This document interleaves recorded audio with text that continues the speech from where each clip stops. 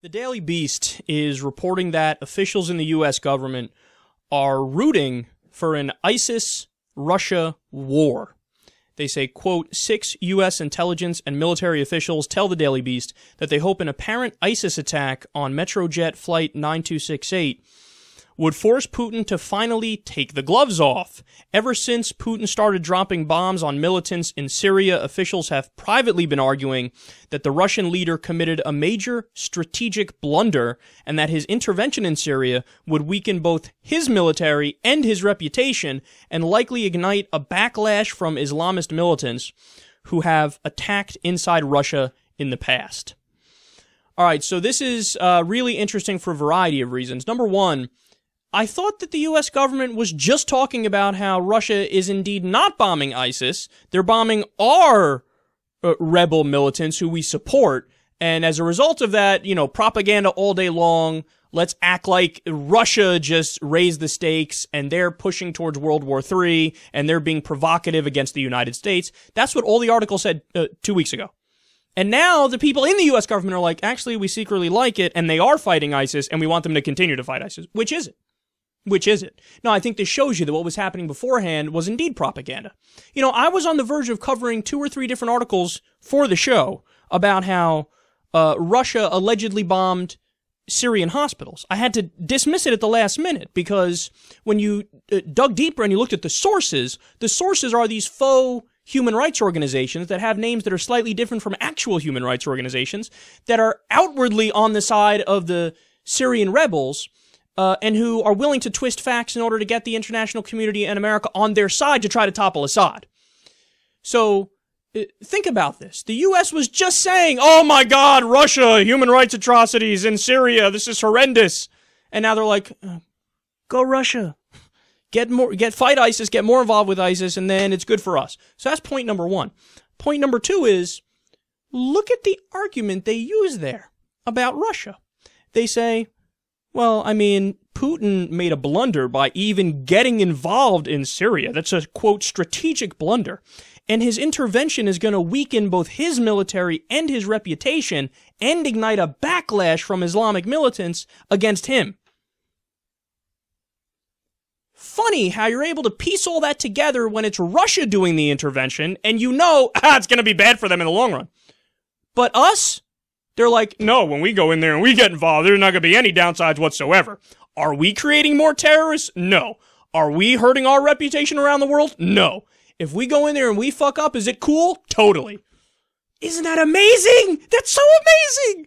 They're like, when Russia gets involved, they're going to fuck everything up and it's going to be bad for them. Who would get involved in the middle of a civil war in Syria? That's so stupid. You're just going to waste money and lives and all that stuff. And we're doing the same fucking thing. Right now.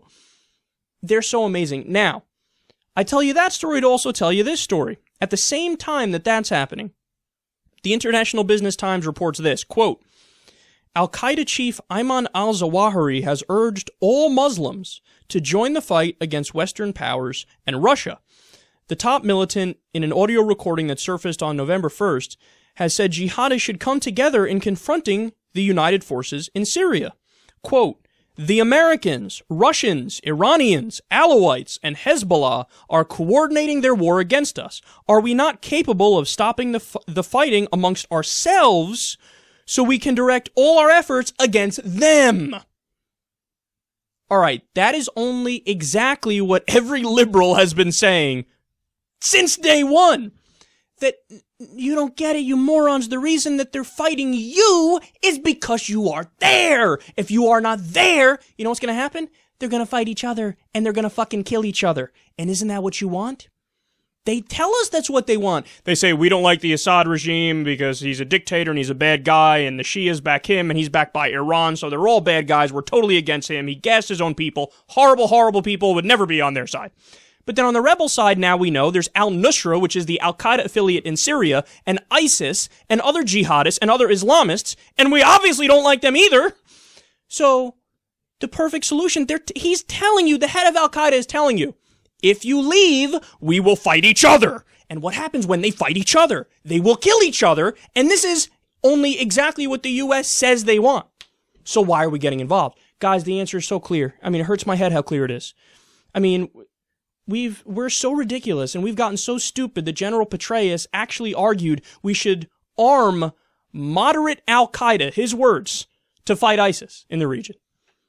Well, why would you get us involved, and why would you have us back al-Qaeda, the fucking group that attacked us on 9/11, when we can, even according to the al-Qaeda head, stay the fuck out, and they'll take each other out.